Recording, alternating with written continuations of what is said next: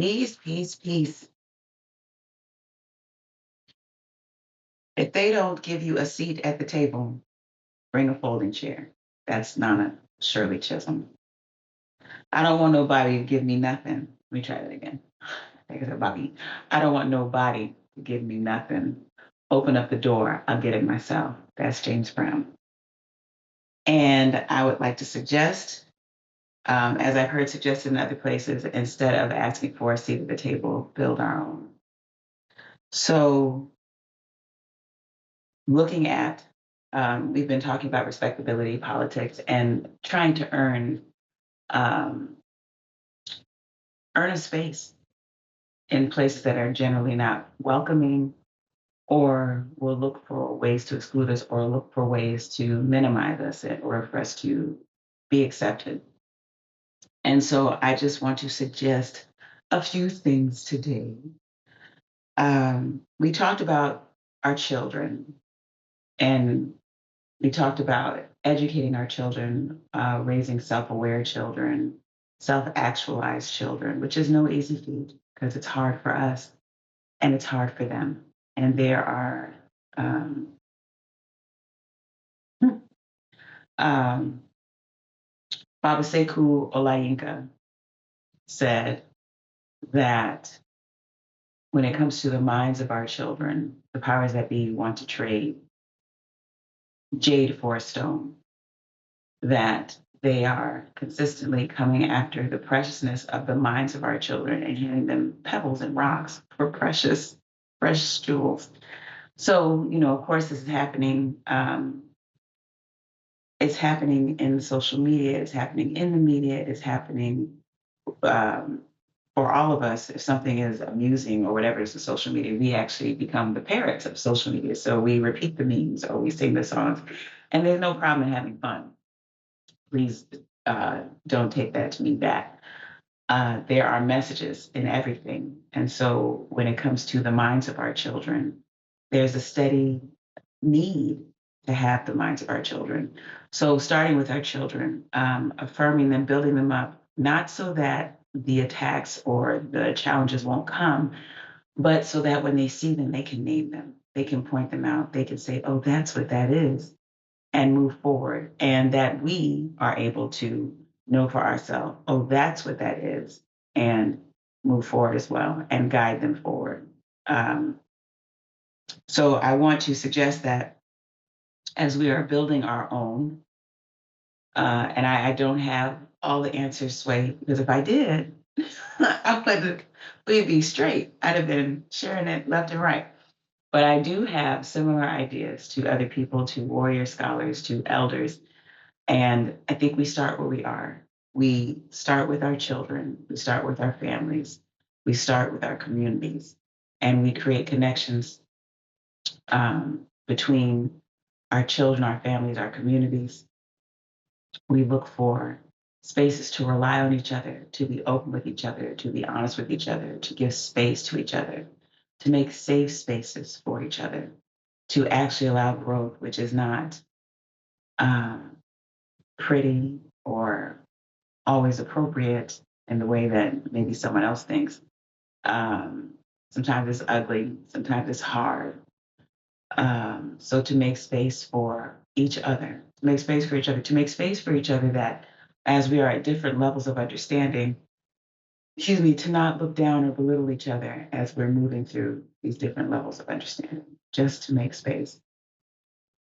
And the making space allows for trust, which allows for interdependency.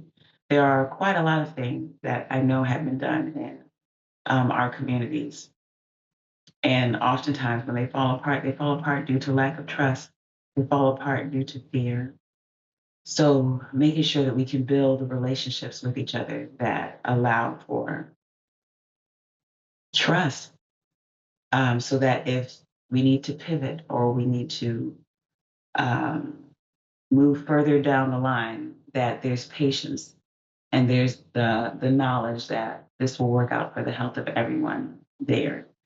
So especially in those spaces, and I talked to you all yesterday about how necessary it is to walk alongside people with a similar view, alongside people who will build you up, alongside people who will speak life into you.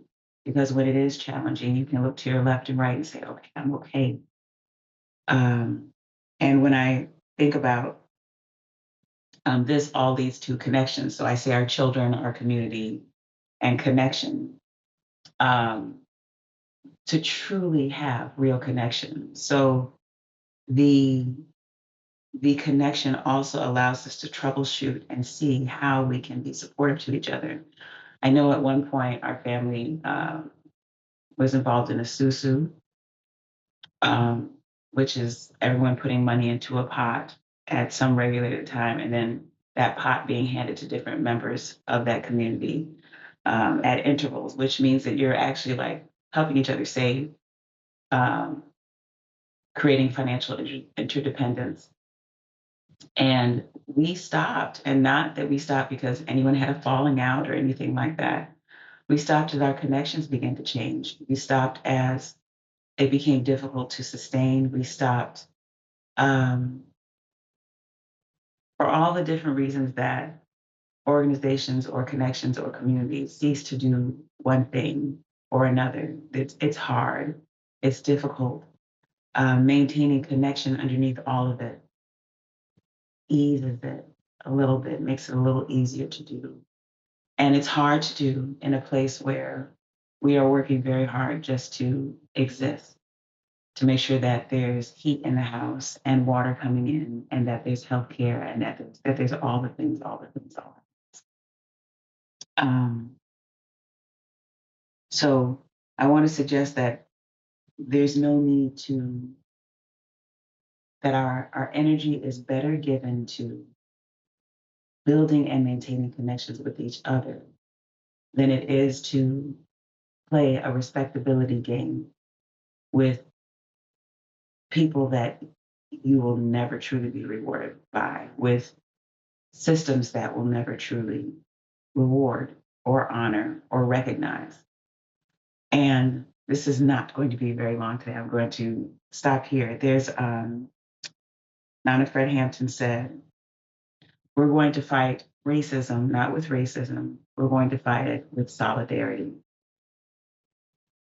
So even as there are Black businesses to choose from, there are Black stores to choose to go to. My children make this joke all the time. We were driving through the city one time, and they asked me for something. They were like, "There's a Black family selling popcorn." Okay, so I'm a sucker for popcorn, and you said a Black family. Okay, so they said, "Mommy, can we stop and get such and such?" And I was like, "No, we're going home. It's popcorn. Whoop. It's a Black family." Whoop. And then it was like, "Okay," and then it was children, so it was a whole family out there selling it. So even as we make our choices and we look for options to purchase in our community, looking for the stores that have fought very hard to exist because it is not easy to run a business, looking for when there's an opportunity to make a choice that I need shea butter over here, shea butter over here. That if there's a Black family running a store, if there's a family in your community running a store, if there's a small mom and pop store, as opposed to a large conglomerate, purchase there. And again, this is part of children, families, community, and connection, is that we want to start with the people who are connected to us, who are part of our communities, and who are actually invested in us growing as we are invested in them, looking for reciprocity and reciprocal ways of existing. So, again, I want to suggest that we create our own. Creating our own means we don't have to seek for someone else to allow us. So while we are existing in some of these spaces, start looking for and building spaces to exist together.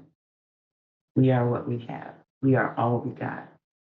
So this is Reverend Komfo Walimu Yogi Dula Sister Mama Aya saying, let's stay connected, y'all. Okay? Peace.